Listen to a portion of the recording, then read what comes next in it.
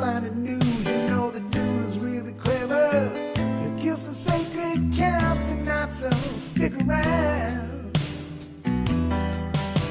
You're gonna hear important news, solid all around.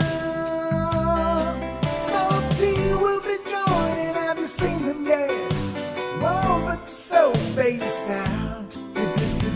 Dirty with the truth. Oh, but they're feeling wonderful. Oh, salty, she is the news queen. Electric wheelchair, it's salty too. You know, read it in a magazine. No, no, no, no. Dirty with the truth.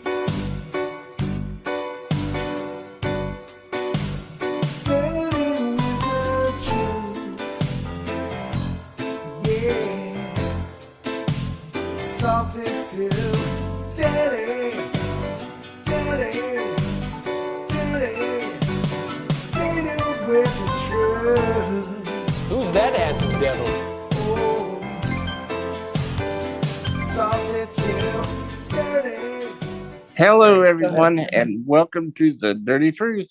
I'm your host, Josh Cremines, with my great co-hosts, Crystal. How you doing Hey, tonight? everyone. I'm doing good. How are you? Living the dream. Living the dream. Living the dream. That's Well- that's the only way you can do it. It Seriously. is. Well, we just tried to go live, and it was an epic Yeah. fail. But we will get it figured out one day. Wah, wah. Yeah, one day we'll get it. So there's a lot going on in the news.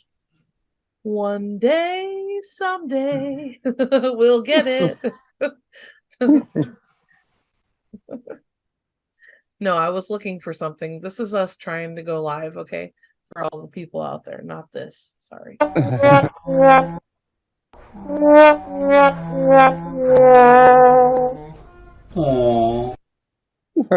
Yep, I'm that's us only for sure.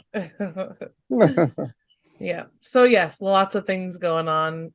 Lots of things going on in the world, well, in this country, but in the world today. Do you want to start at the top here? We're talking about the housing program that just came out, right? Yeah. Housing And is yeah, they're trying to say black people can't afford housing because of racism. Not that it has nothing to do with Biden's ridiculous policies causing inflation so high and a housing bubble. But yeah, Stephanie Pomboy, she breaks it down pretty good. If you want to scroll down, I got just a regular video. Sure, absolutely. But speaking of that, that's actually bogus because when President Trump was in office, Black home ownership was at an all-time high. Uh-huh. And it is absolutely 100% Joe Biden's policies. So Yeah. and that's they want this. It's by design. It's by their design. It keeps people under their thumb, right where the Democrats want them. And it's not just one race. It's everybody. If you could, the second you want to get out from under their control, they lose their mind. Yeah. All right. It's Which clip is ridiculous. it? Go Yeah. down a little bit more. That one right there. With that This lady one? talking. This, Stephanie. the one Pomboy? that, Okay, yeah. there we go. Is we lose great wealth just through the appraisal process. Notice here the seizing of the moral high ground. Big picture, if the Biden administration cared about African Americans, they probably wouldn't withdraw the police from America's cities. So of course they don't care. But in point of fact, former Congresswoman Marcia Fudge, in the clip she just saw, presented no evidence whatsoever that there are white supremacist home appraisers in this country or that they are running amok. If they exist, who are they? Well, she couldn't tell us, but instead she offered this anecdote. I live 2 doors from an all-white community. I live in an all-black community. My house is larger than the house two doors from me. My lot is larger than the house two doors from me. But my house is valued at $25,000 less than the house two doors from me. And so once we can start to address and just own up to the fact that we are continuing to discriminate and redline in our housing efforts, then I think that we can make sure that we can start to deal with the racial wealth gap. Yeah.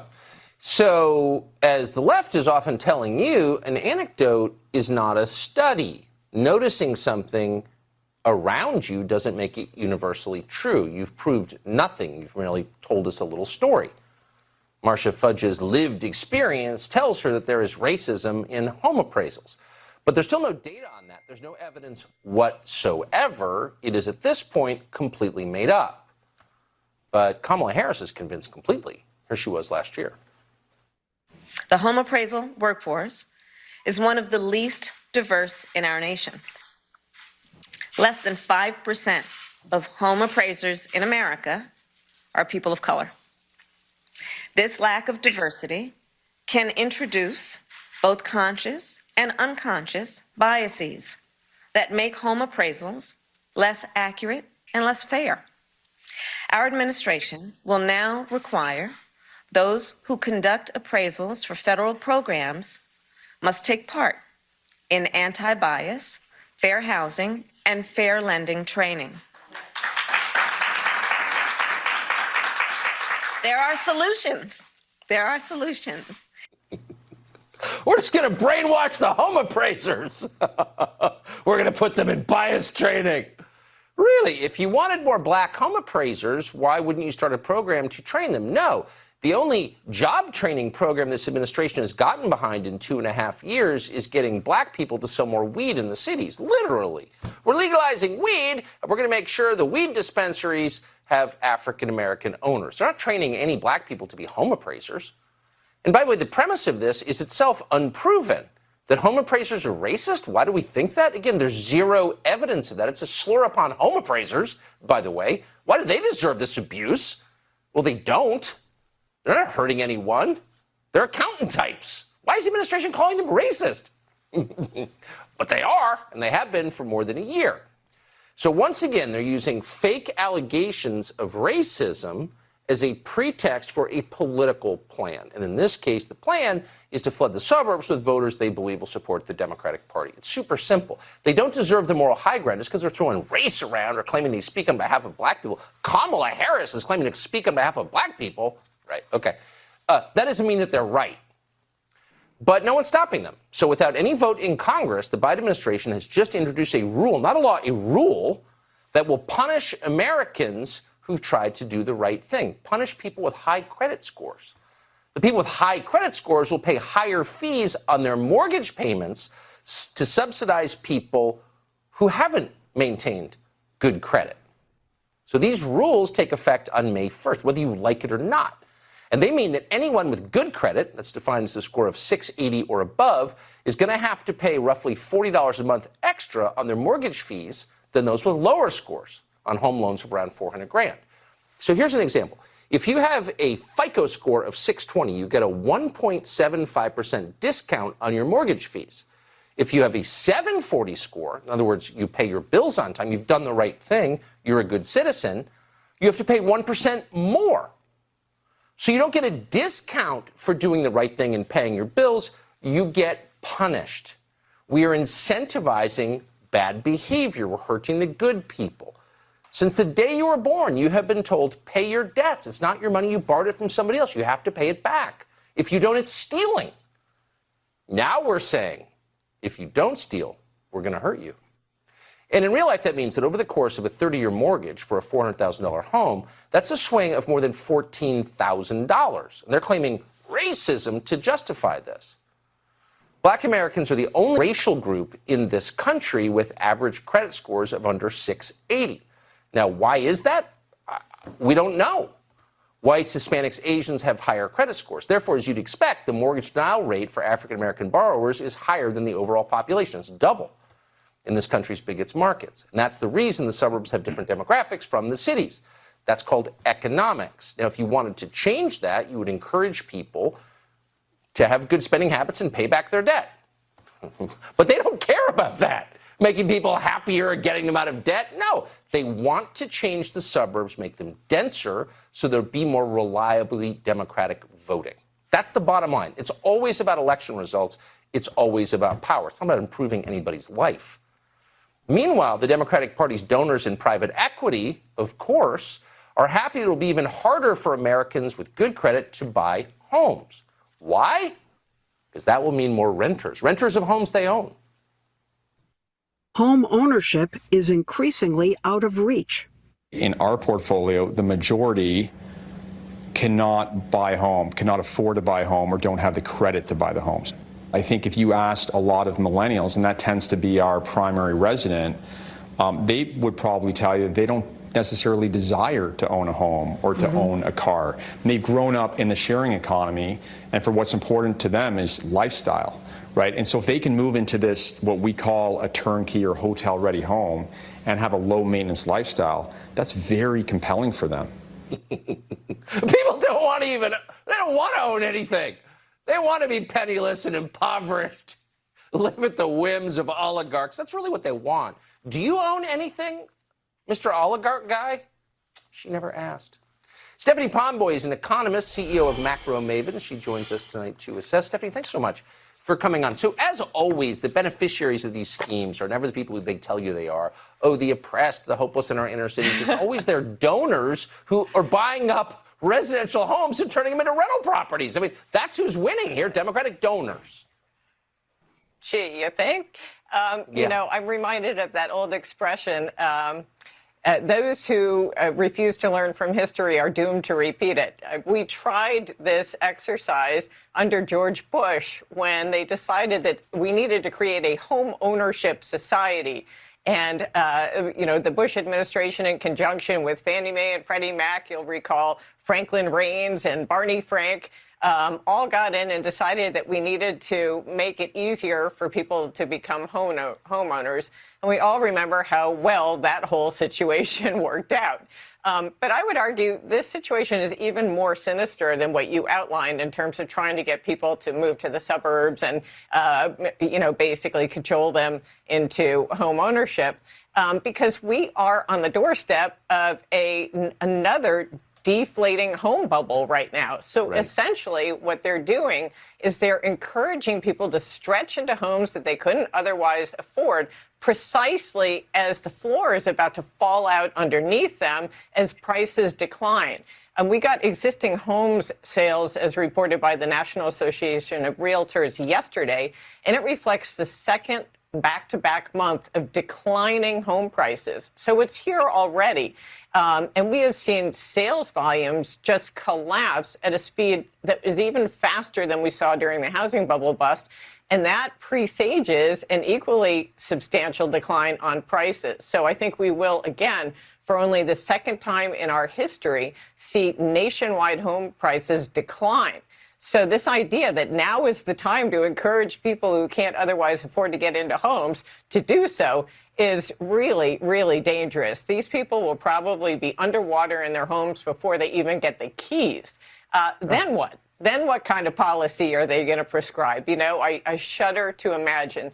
And, you know, it goes without saying, Tucker, or it should, that the reason homes are increasingly unaffordable for people is because we have spent over a decade pushing money into this economy with reckless monetary and fiscal policy that inflated a massive bubble in housing that now the Fed is raising rates to dampen. So you have a combination of inflated home prices and higher interest rates that have made it unaffordable. It's not racism that's making homes unaffordable.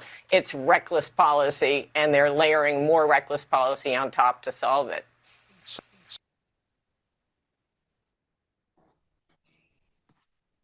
That is so true. Absolutely right. Yeah, she's absolutely right. You know? Yeah, I really like her. Yeah, this is for I don't remember ever hearing a clip of her, so She was on the I think it's first. she was on the War Room a couple weeks ago, and she was on fire then. Yeah. But yeah, That's awesome. Yeah, she's great.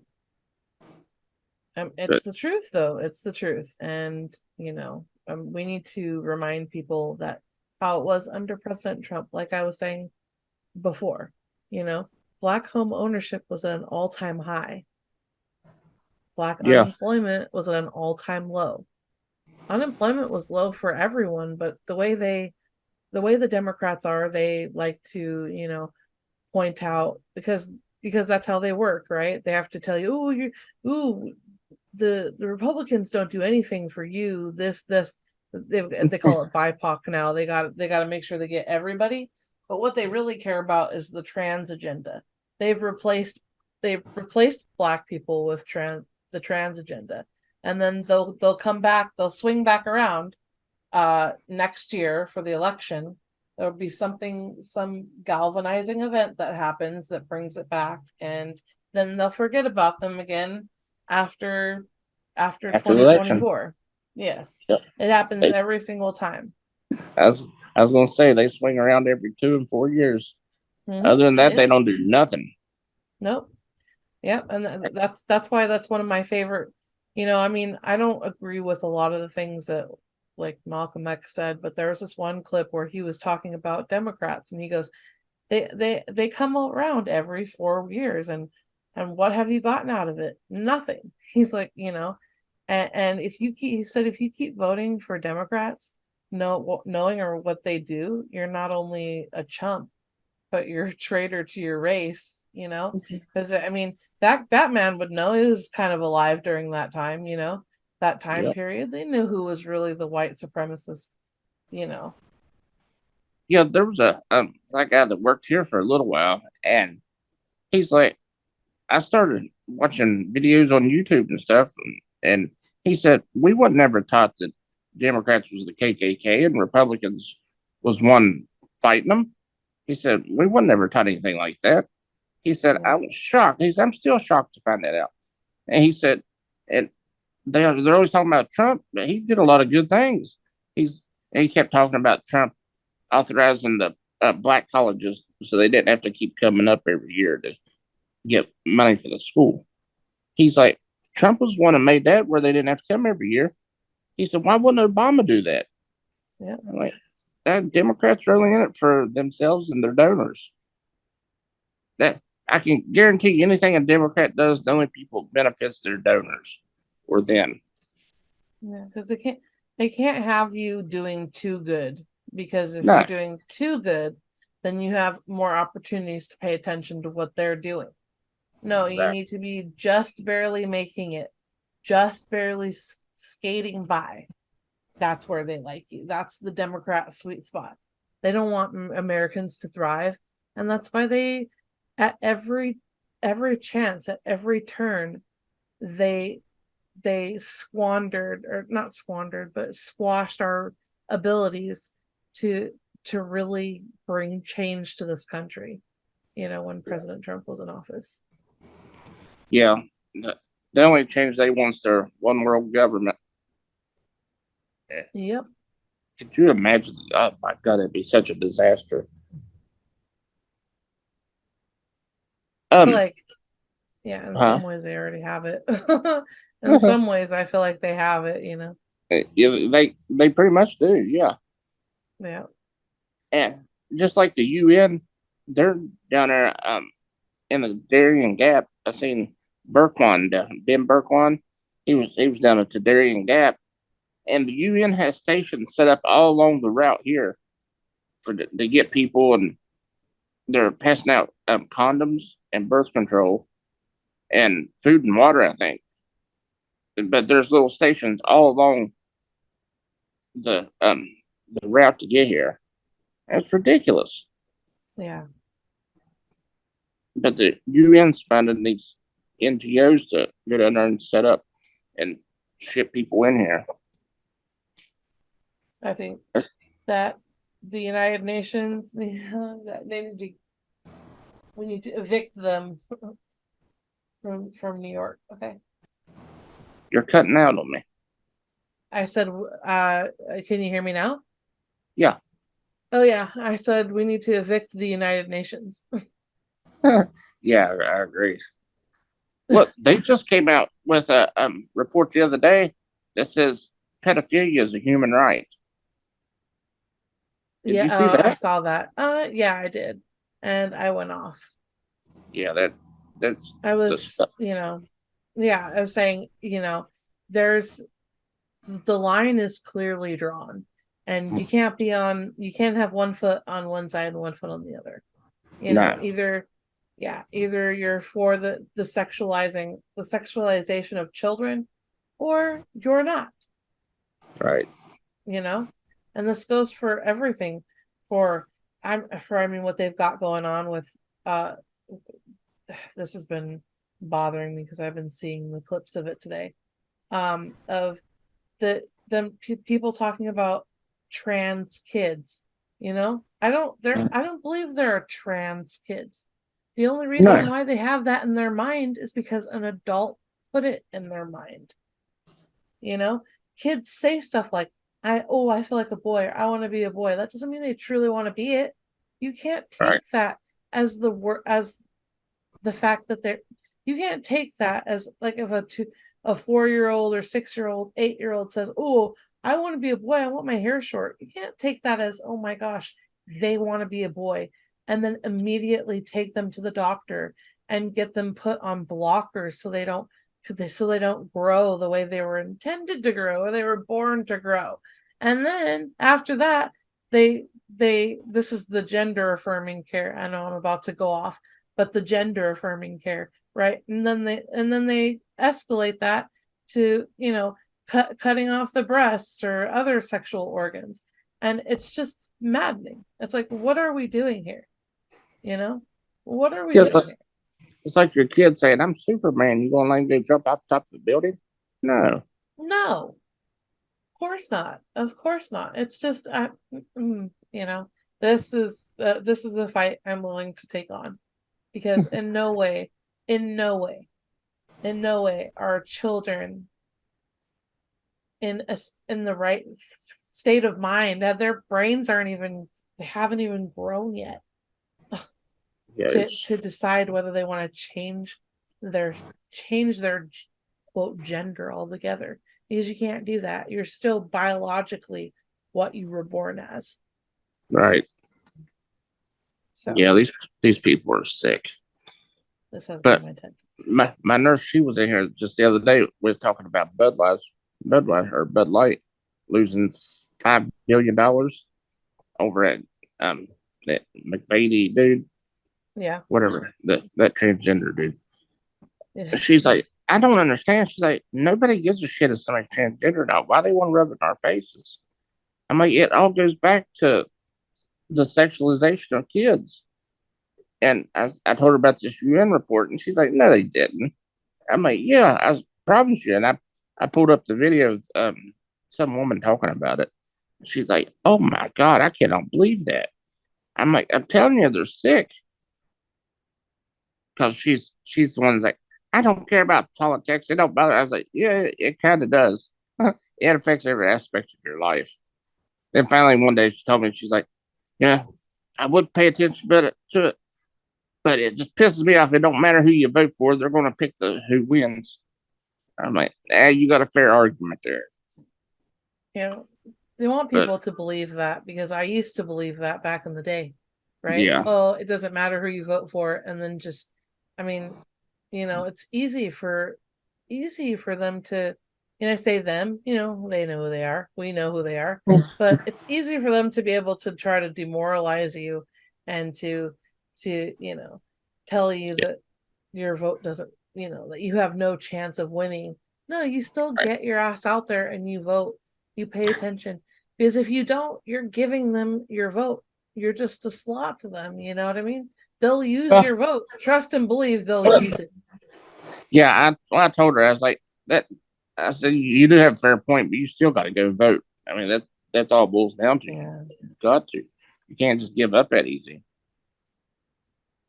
So, yeah, I'm pretty sure I got her convinced to vote the next election. So Yeah, that's good. And just, it was like, I hope I'm getting this right, but I think that Cash was talking to us about, you got to start talking to people about things that, they deal with on a daily basis. Start talking Mhm. about, remember when how these things were under President Trump. Remember, Yeah. because the whole COVID, the time of COVID, what I want to call it, the era of COVID. It's not quite an era, but you know what I mean. It's that was also designed to get us to forget about everything that happened before. Right. before we were afflicted with COVID. Yeah. It was designed to work just like it did. Yep, just like it did. In many ways. So all right. Hey, let's go back to my What's Twitter I'm and right there. let's talk about that letter the 51 intel officers signed. I was already there, my friend. Look, I see the that. great gut filled one. I know. I just stopped right there. I thought, oh well, this looks cool. Yeah, he was on fire today. He actually pointed out this Natasha Brandstrom or whatever her name is. Oh she's yeah. she's the same person that put out the Russia dossier. She published the Russia dossier in like 5 different papers, and he's like, she did such a great job at that. They took this letter to her to publish it on Politico. But yeah, let's play that. It's pretty good. Freaking Natasha. Isn't that a Russian name? I'm just kidding. Probably. Yeah, I think so. In the letter is I think so a too. hoax. It's a hoax. This was a deep state Smollett. And we talk about how this happened. There's a former CIA director taking orders from the Biden campaign to gather up intel agents to create a hoax, right? And then the story almost always ends there, but we never go further. That letter had to go somewhere, right? It was an exclusive for Natasha Bertrand, is that her name, at Politico? Why her? Like, how did she get the letter? How deep was she involved? Because this is important. She was the same reporter who was behind the dossier. She pushed that thing so hard. She made it appear that there were all these outlets. I don't know if you guys remember this about the dossier. It was Business Insider, it was The Atlantic, it was Politico, but she was the sole author. But it sounded like this was going around and around and around, and the result is not necessarily corroborating evidence, because there wasn't any. She got a job at MSNBC. They rewarded her despite the fact that she was wrong on everything. And you think, well, maybe you learn a lesson from that. But then this laptop hoax comes up and they feed it to her. And why? Because she was masterful at the Russian dossier hoax. So that's why she got rewarded. So it should have set off the alarms when she was behind that letter. When she got that letter first, everybody in journalism said, wait a second, that's the same person that pushed this dossier. She's wholly unreliable. And oh, wait a second, that's why she has it. That's why she has it. So, and then yet they all played along. And to my knowledge, she still has a job. Of course She's known as a national security reporter. How is that even possible? The 2 biggest lies of the last 3 years, she pushed. Yeah, got rewarded with a job at MSNBC. Now she's working at CNN. Don't they all get rewarded with the CNN job, the CNN gig? That's what I was looking for. Gig. Yep. Or either CNN or MSNBC. Yeah, one of the two. I don't know. I think MSNBC is worse than CNN. Oh yeah. Every once in a great while, you might catch some investigative journalist on CNN, but not often. But you won't find them at all at MSNBC. Go back up, see, to Kevin Court. Oh, there's go to Kevin.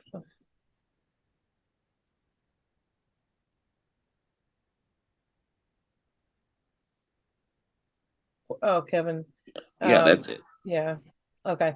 this was the one about Secretary Blinken, Anthony Yeah. Blinken was behind the letter of the 51 former intelligence officials saying that Hunter Biden laptop was Russian disinformation. It's not looking like Russian disinformation now, though, is it? Is it? No. And what makes me mad is this is just straight up election interference. Oh, and yeah, absolutely. they arrested a memer. He's in prison now. How many years in prison did he get for making a meme telling Democrat voters to vote November the 4th? Isn't it like 4 years? Yeah, it was a long time for a He joke. should immediately. It was a joke. Immediately. Yeah. Oh, when also a similar one was made against, like it was similar one was done, but for Republicans, like they did the same thing. You can text your vote, and no, anybody who's ever voted knows you don't text your vote in. If you text your vote in, do you deserve? You deserve to lose your vote. I'm just kidding, but no, you really don't. Like, But, if you, yeah. Come on.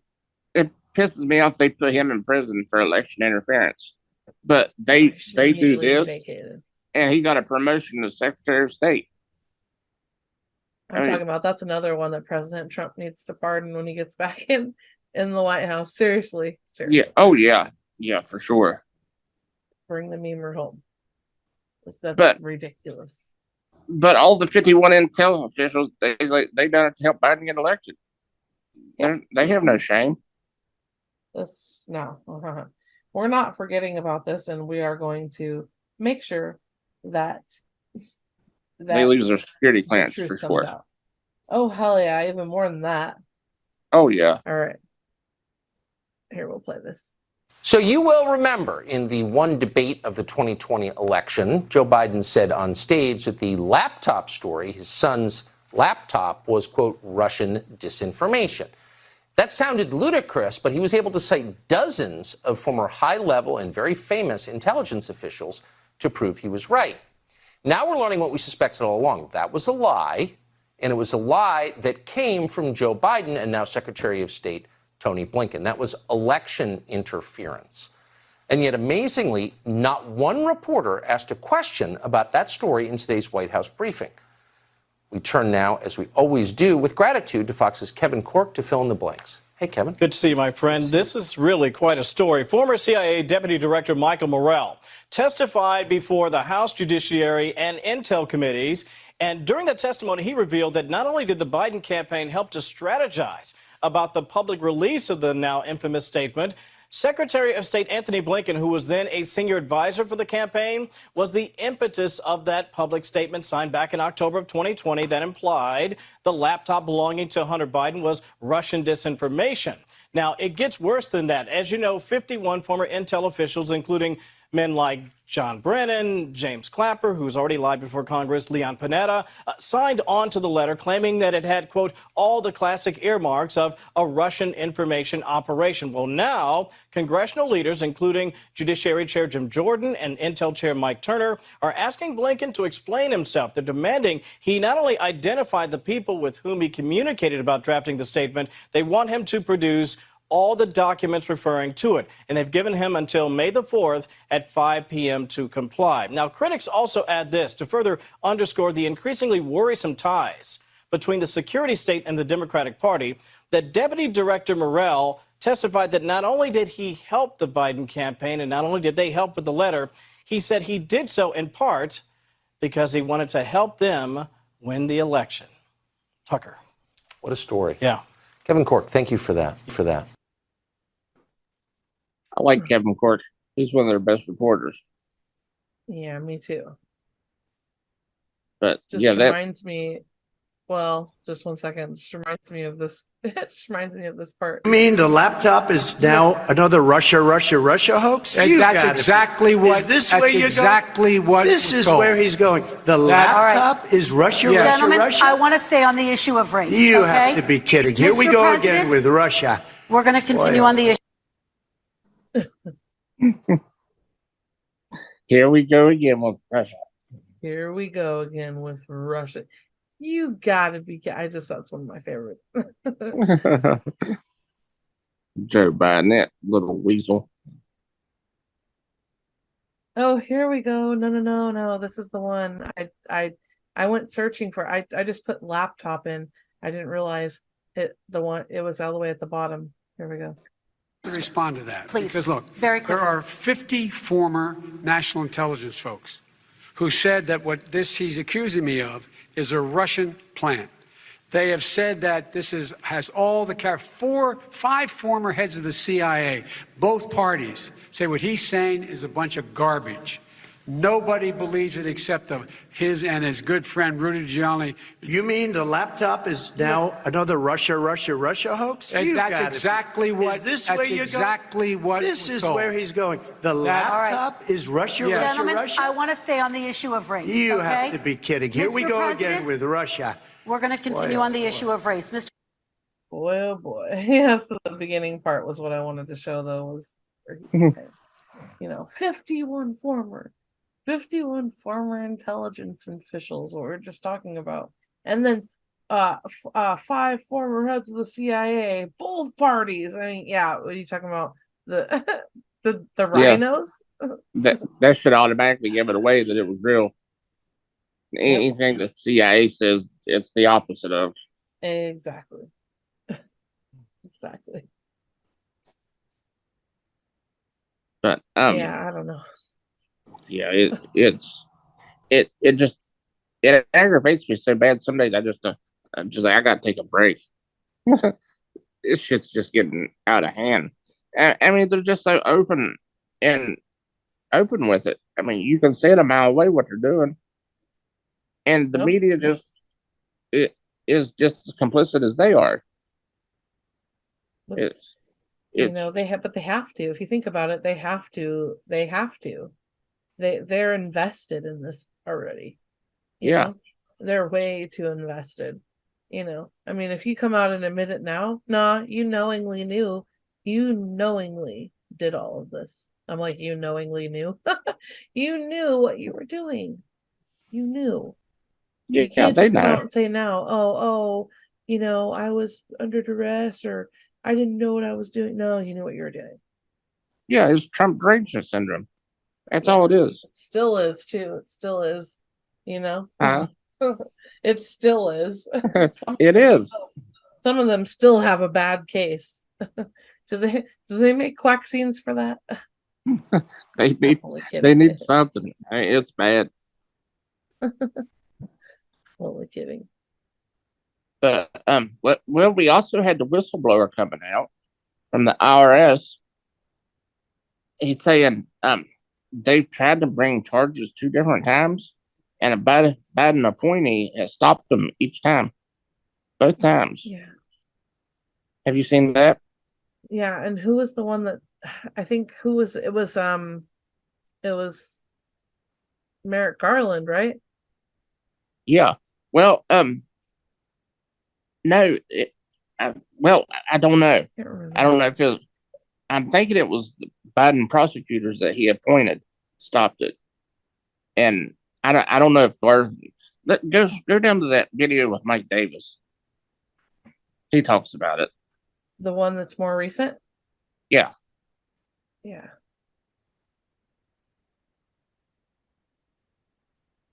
Here, 1 second. I know I'll see his. Oh, Right yeah, there. there you go.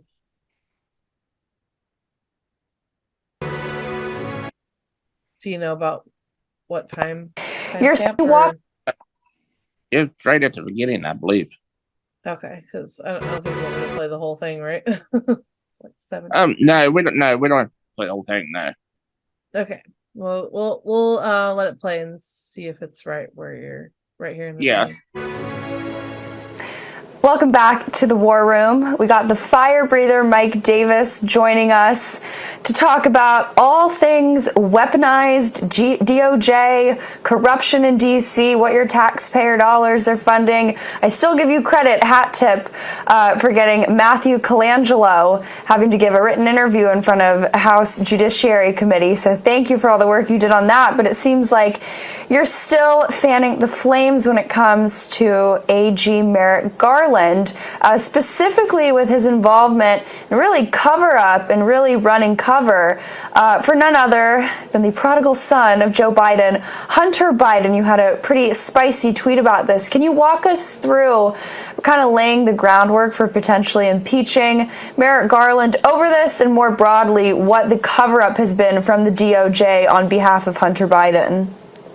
Well, I guess which one? I think this one is dealing with Hunter Biden. There is clear evidence from the Delaware U.S. Attorney, David Weiss, that Hunter Biden has committed 4 different crimes. And there's evidence from the Delaware U.S. Attorney, there's evidence from the Baltimore FBI field office, and there's evidence from the IRS.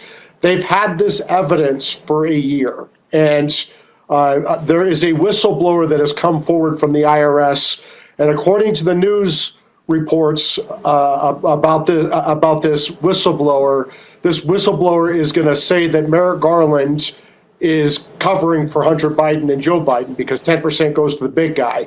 And remember, Merrick Garland just testified before my former boss, Senator Chuck Grassley, last month, that this U.S. attorney in Delaware had full authority to indict anywhere he wanted, and Garland was not interfering with this investigation. So apparently, this whistleblower is going to bring forward evidence that contradicts what Garland testified to under oath last month. And if that's the case, there's no question that Merrick Garland has to step down from office, and if he doesn't step down, the House of Representatives should vote to impeach him immediately.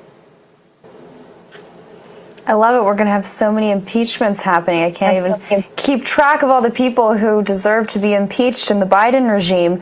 But speaking of how we're pushing back on that, a key component of that is, of course, House oversight, right? Jim Jordan, I know you've been a tough critic, but he seems to actually be bringing the fire. We opened the show talking to Representative Biggs about the latest revelations, really stunning at that, when it comes to Secretary Blinken, then just an advisor to the campaign, but really more broadly, the Biden campaign's involvement in terms of pressuring these 51, intelligence officers to write the statement that the Hunter Biden hard drive was Russian disinformation. Your thoughts? Is this the sort of level? Are we really operating on all cylinders, as you probably say, when it comes to this type of action from oversight? I'll tell you, I was a critic of Jim Jordan for 3 years because of his position on big tech, and I'm still a critic of Jim Jordan because of his position on big tech. I think he does big tech's bidding. But I will say on oversight, he got off to a slow and bumpy start, but he is truly firing on all cylinders now, and he is doing some amazing oversight work. And what he has uncovered with the Biden campaign colluding with these former senior intel officials to call the New York Post's accurate reporting Russian disinformation. This is bombshell stuff. And Biden's Secretary of State, Tony Blinken, I don't know how he stays in his job after that, because he has shown that he is willing to mishandle classified information, classified intel, weaponize classified misinformation, classified disinformation to take out a presidential opponent. Think about this. 3 weeks before a presidential election, our country's oldest newspapers reported that a presidential candidate was corruptly taking millions of dollars from our country's enemy along with another country. And this would have changed the outcome of the election. There's no question that Biden would have lost the election if this information were out there. So the Biden campaign colluded with these 51 former senior intel officials, including CIA directors, and they planted stories, the campaign planted stories with other news outlets to discredit this New York Post reporting, America's oldest newspaper. It got the New York Post deplatformed from social media, kicked off of Twitter and Google and Facebook, and even got it where you couldn't even open the link to the New York Post story to read the story because they said it was Russian misinformation or disinformation or whatever the hell they want to call it. This is election interference as bad as you can get, and the people who claim that they're protecting democracy, this is the biggest attack on democracy you can imagine. That's We good. certainly don't grade on a curve. You say right there. Yeah. So Yeah, that's really good. yeah. I'll I put don't in see there, how that's really good. I don't see how Blinken gets out of this. But I mean, Nope. they all need impeached. We got Oh, yeah. Mayorkas. The Mayorkas whole needs thing. impeached. Blinken. The whole shebang. Yeah. But I mean, what's the point of impeaching them if they're not going to be removed from office? I mean, it's not. They're not going to get removed from office. It's just mouthing is all that's going to happen. Well, maybe not. You know, they set the No, precedent when they you did that know- to President Trump, and you put everything out for the American people. They didn't have it. They didn't have it. We do. We have the proof. Yeah, we got proof. But you know how the Democrats are. They will straight up lie to your face, and they don't care. Exactly. You got to get them where they can't hide it. They want these things to happen behind closed doors, right? And they don't want the American people to see this. They don't want us to see behind the curtain, right? And that's just not gonna fly. We are gonna show people what they're doing. Oh, well, That's yeah, the whole entire point, but Right. that's Yeah. how they get held accountable. That's how they're That- going to get held accountable, is when we start informing people about That- what's been going on. yeah. That's what I was trying to say. It's like everybody's like, "Oh, impeach them." It's not going to do any good to impeach them because they're not going to get removed from office. But the good thing about impeachment is you get to bring all the evidence in and lay it out in front of everybody, and the media pretty much got to cover it. And that's the only thing, is it will show the American people what happened, and hopefully they get removed from office through that way. They get voted out of office. But yeah, President Trump said that they would have to cover what happens yeah, in the coming up in the future, that they would have to cover the revealing of what was done to his campaign and what they did to this country, right? And they'll have to cover it one day. It's coming. They're gonna have to cover the trials right. that are gonna That's what- happen. There's a housekeeper here, works here, and she ain't no Trump fan at all.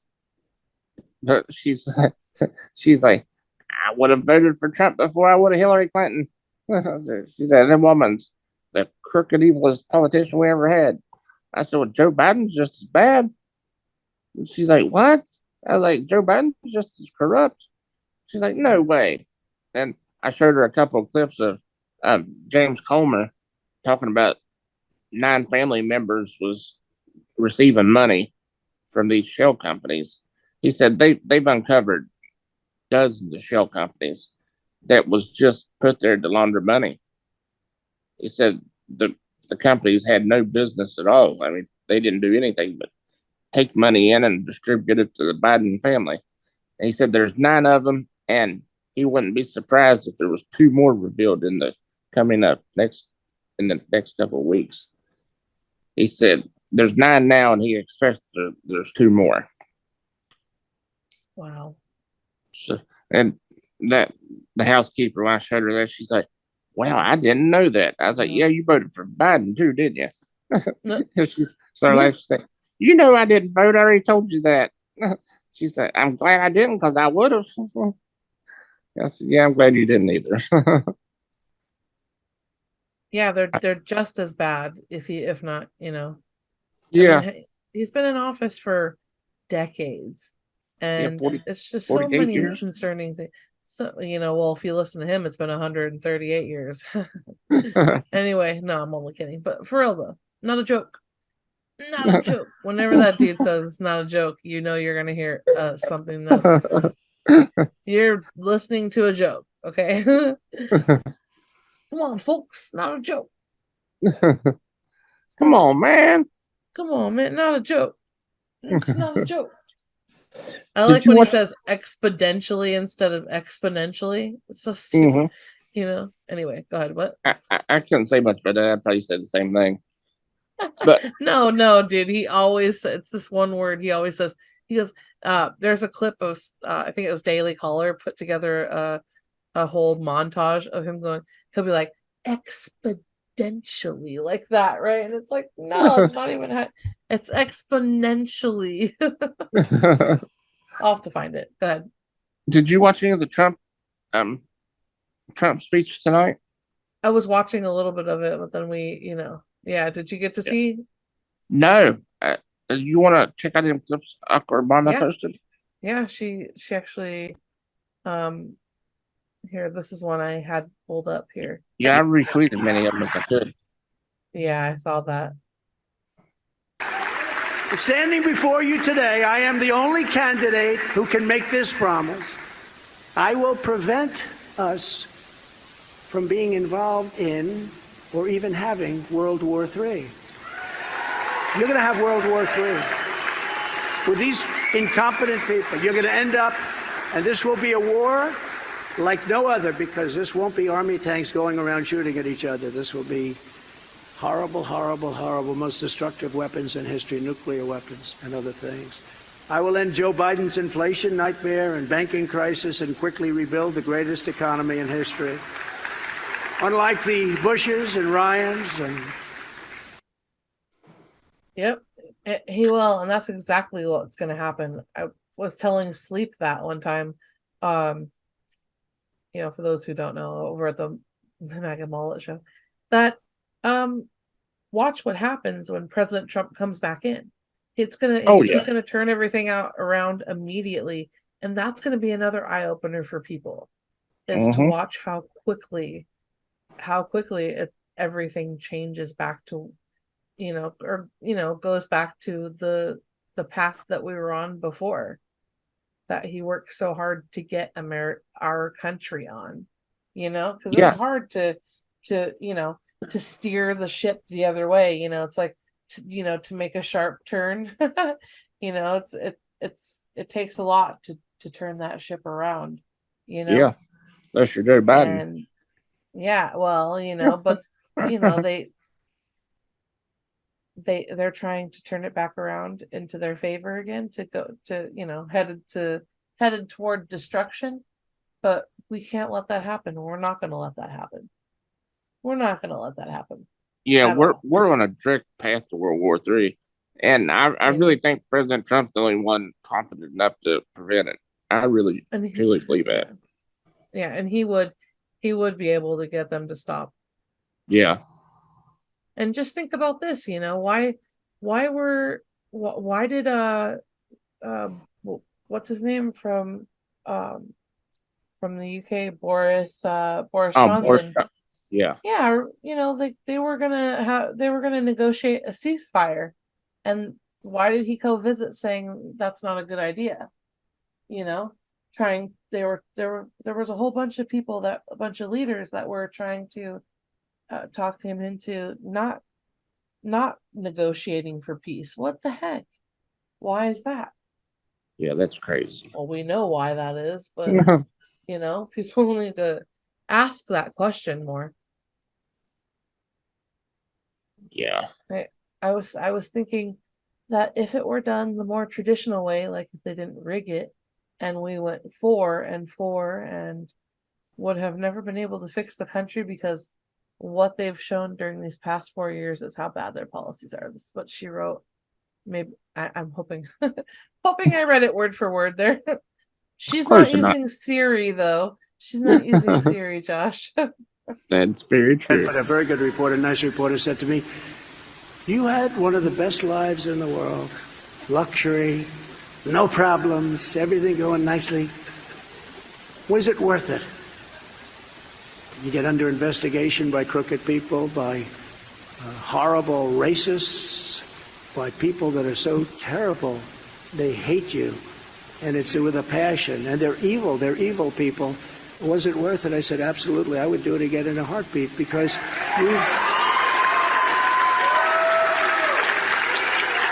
and honestly, with guys like like your two great congressmen and others that are in the room that are so incredible. We're turning the country around. We're going to turn it around. And what we have done during this period is we've revealed how corrupt this group of people is, how bad their policies are, how badly they work.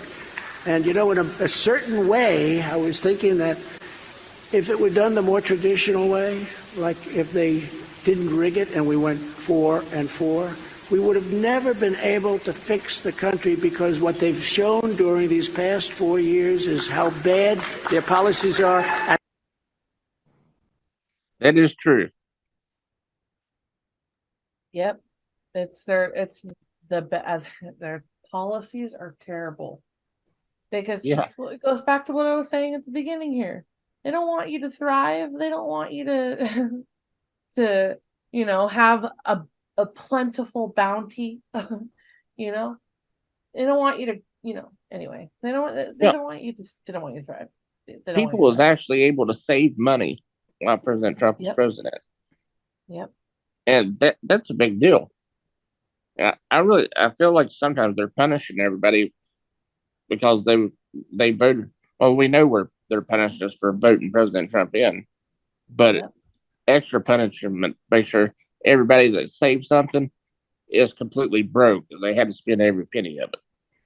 Right. That's what it feels like sometimes. They're like, we're gonna get you back. Well, look what that's what COVID did, right? COVID was the greatest transfer of wealth back from the people. So like they're like, oh, all that money that President Trump gave you, we'll take that back. Right. Government. I swear. Pissed me off during tax time this year. I don't know. I'm still salty about that. I'm really still mad. All right, here's another one. Okay. Disasters when we come, we have to become, it's us. We're going to become the 47th president of the United States. We have to. We're going to all become, because I'm here for you. I'm doing this for you.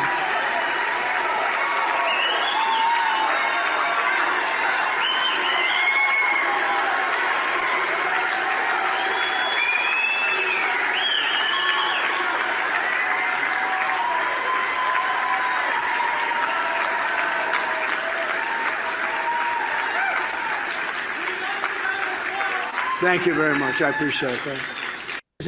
I like how he says that all the time is, you know, we are going to become the 47th. We are going to be the 47th president. Mm-hmm.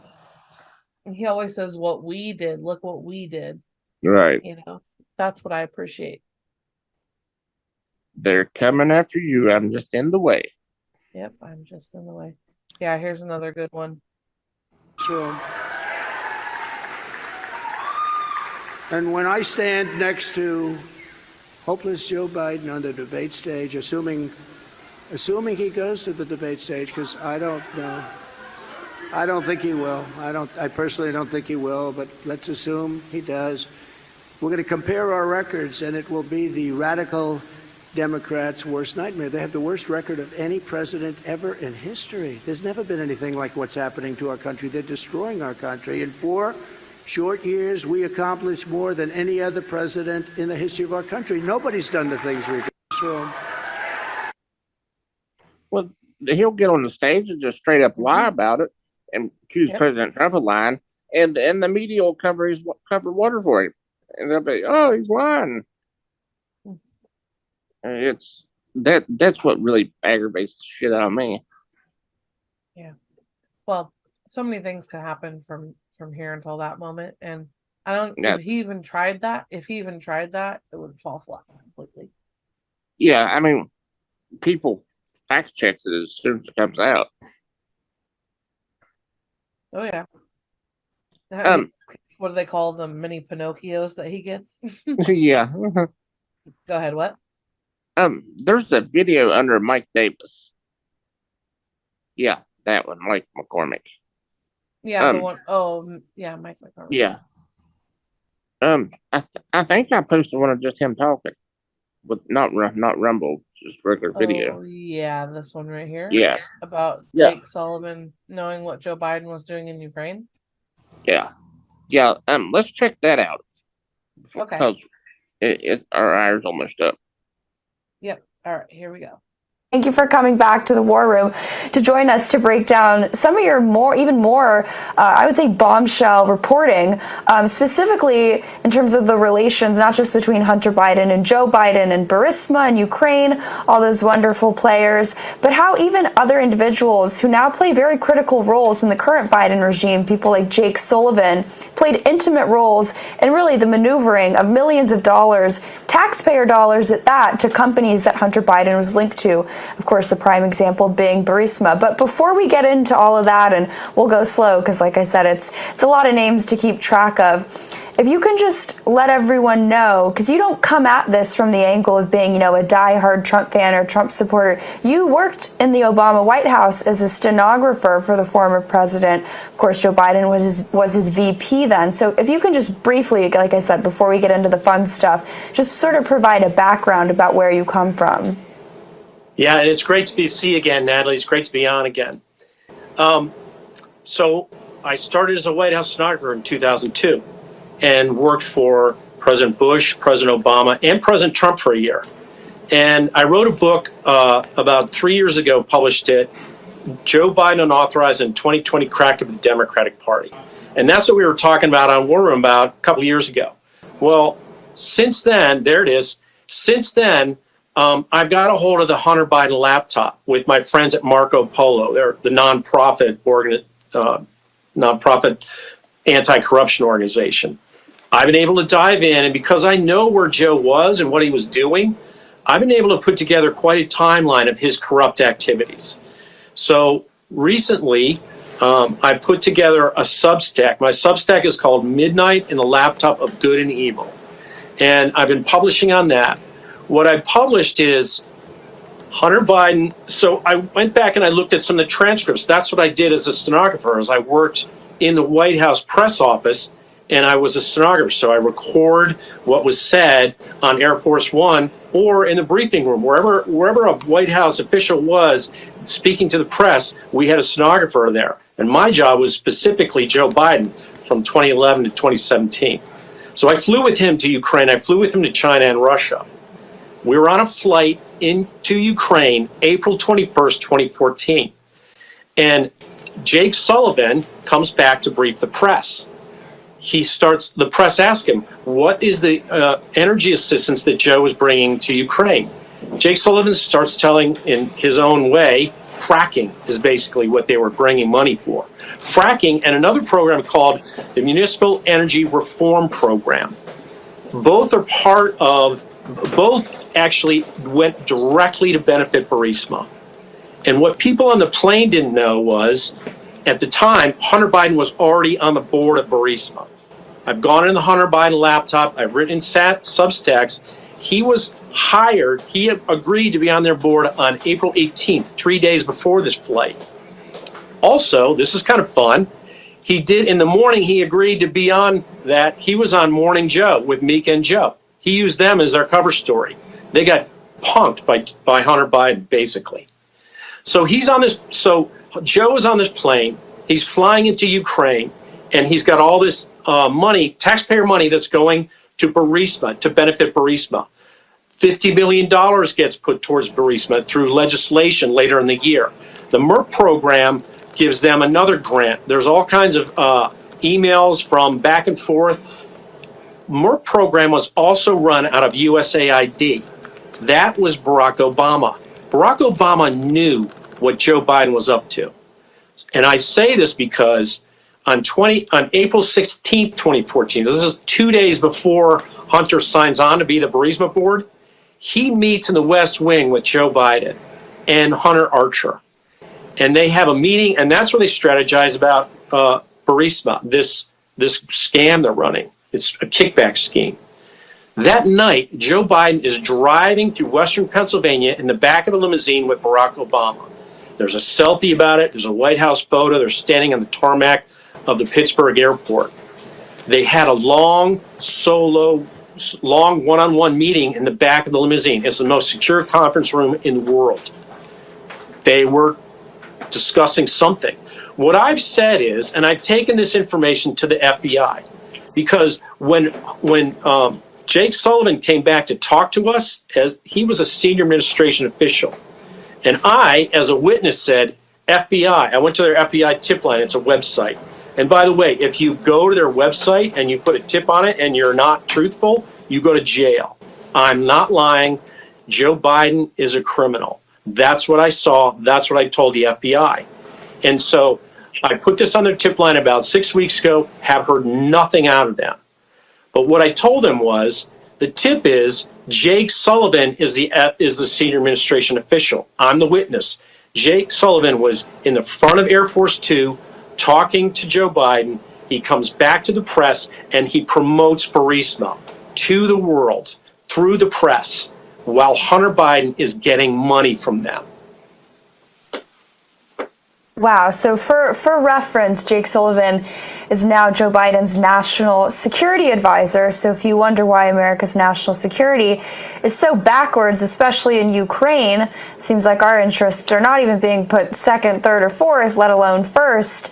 I think these business dealings that you're talking about, which you of course were not, you fly on the wall, you were in the room, you knew what was going on, I think might kind of answer that question about what has gone so wrong. So I'm just curious, I want to drill down into exactly what the FBI, what their conduct has been with you, and if anyone from the new Congress has reached out to have you testify. But before we get to the steps that you're taking to get this information out there, just your personal opinion, do you think that these vestiges of corruption, these obviously very compromising business ties, particularly Ukraine, Burisma, how do you think that's affecting the current conflict in Ukraine and Russia right now?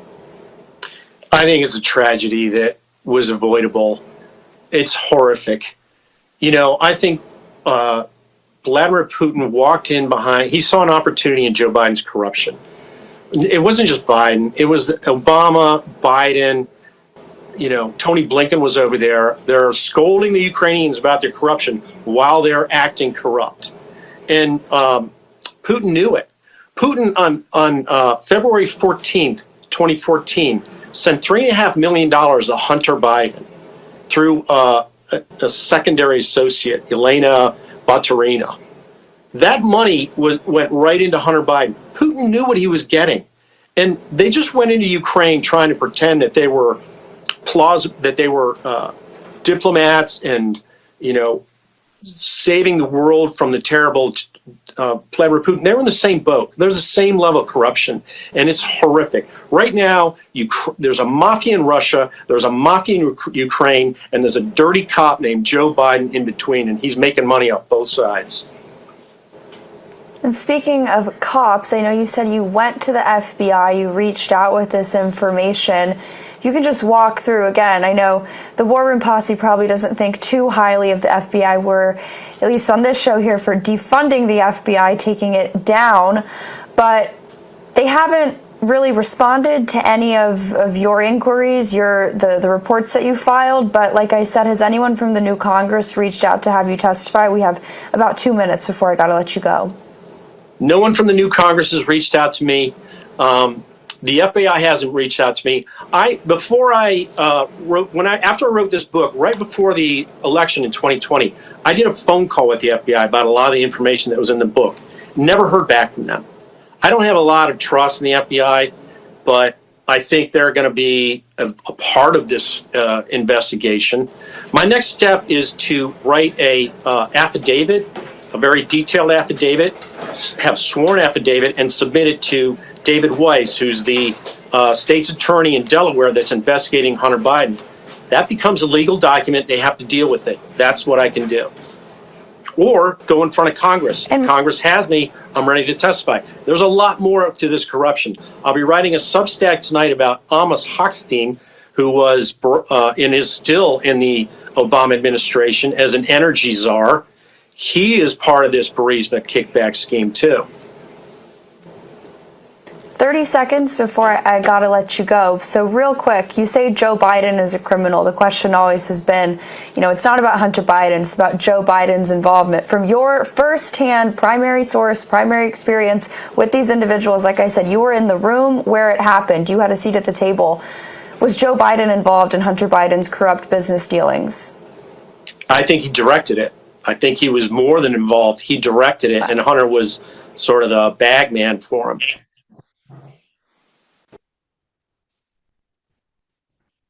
Oh, Well, that was truly beautiful. interesting. No, just thinking about it, it really is. It's gonna be beautiful because there was already investigations going in. There was already investigation, the investigation that he's talking about with I think his name is David Weiss, the special and prosecutor in Delaware that's looking into Hunter Biden on his laptop. There was a grand jury that was impaneled in December of 2019. They subpoenaed his laptop from that laptop repair shop in 2019, in December of 2019, right before COVID hit us.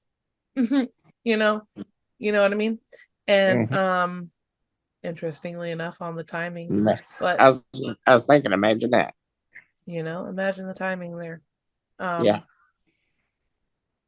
But thinking about when he was talking about, how some of these lawmakers were involved and how they used taxpayer dollars. They were going to Ukraine with taxpayer dollars.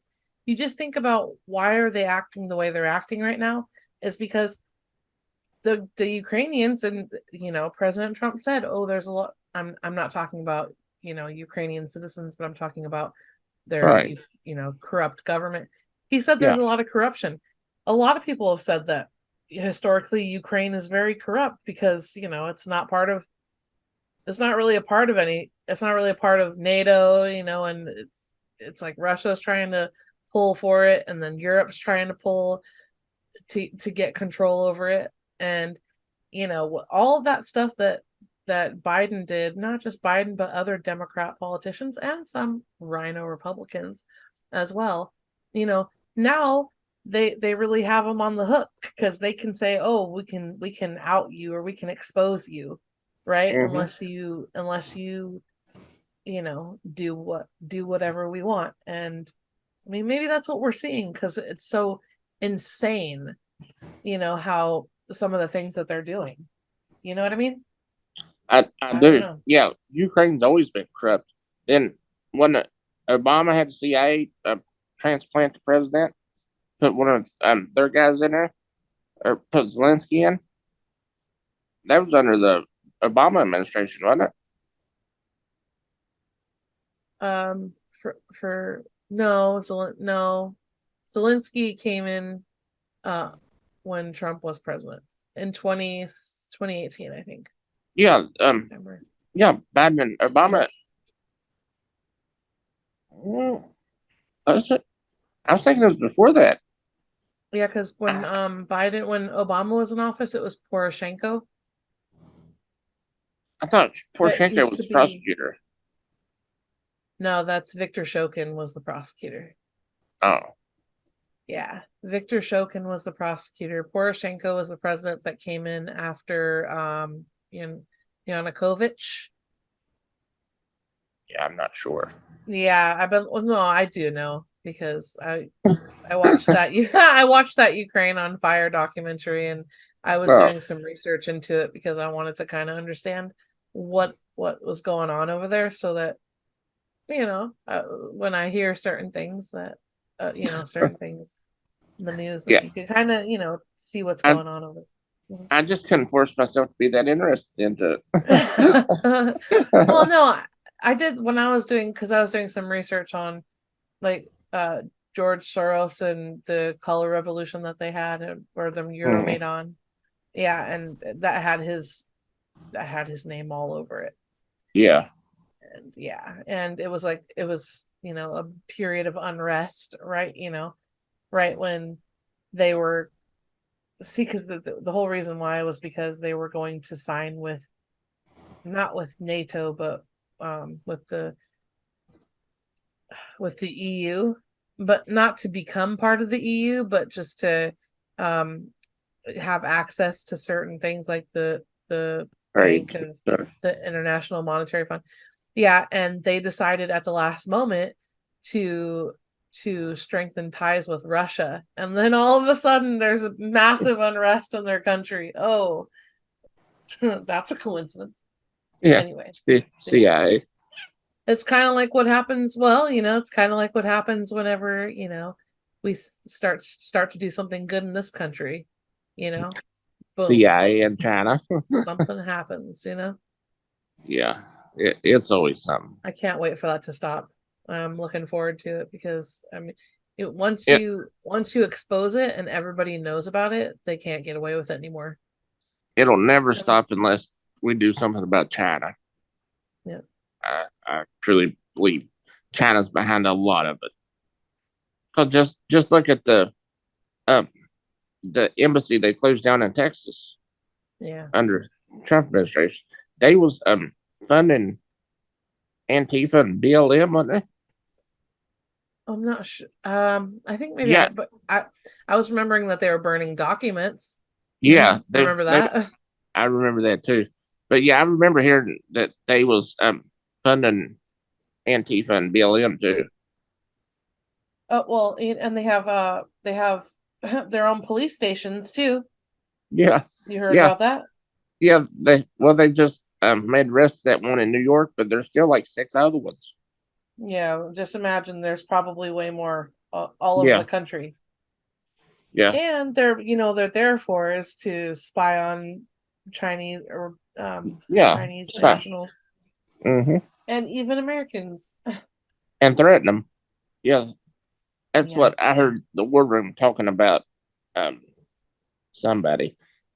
He's in jail now. The guy that they was harassing and spying on. I forget what he's in jail. I'm not sure what happened that day. I only paid about half attention to it. I think somebody came in and started talking to me. That seems to happen a lot here. But yeah, they was talking about. I can't even remember his name, but the Chinese police department from the U.S. was spying on him and harassing him, which I guess he was a big businessman in China and fled the country and started telling all their secrets. So now they got out a big hit on him. They was trying to pay somebody $40 million to extradite him back. Yeah, it's crazy. Well, He would never be heard from again. No, I'm sorry, that's no, the no. last word for the show. I swear. That's Yeah. bad. I remember Steve Bannon was talking about it had been a court case in New York, and Leonardo DiCaprio was testifying. Yes. Yeah, Yeah. about Obama. So it was that I can't remember what country was trying to it was like $30 million into Barack Obama's campaign. Yeah, Was it Barack? yeah, that too. Yep, Through that guy from that was China. It was China. Fuji's, yeah. Really? Yeah, Really? I'll have to look into that a little bit more. But yes, I remember that. It was like $30 million. That's Yeah, kind of yeah, that's and a you lot. got Leonardo DiCaprio. I mean, this is a well-known name. That's a well-known name. Right. Why aren't the media talking about this? Uh-huh. They don't want I that think out. we can guess why. Oh, I think we can guess why, friends. Ain't that the truth? These people are truly disgusting. It makes me so mad. But You gotta channel that anger. You gotta Yeah. channel that. And well, you know what, friends? We're gonna be doing big things on this podcast here. And yeah, the McCormick guy everyone just seen, he's possibly our next guest.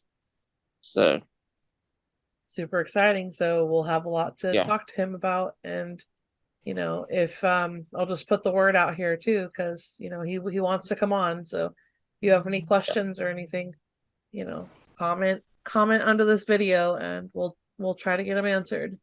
Yeah. Because we got to talk to start calling our Congress people and saying, look, you need to talk to this guy. And and I'm sure that they have plans to, but let's still talk to them about it, Right. because we have to. Yeah. Yeah, you got to make your voices be heard. You've got to make your voices be heard. That means calling Congress, members of the Senate, whoever you can call. But it looks like our time is up, Salty.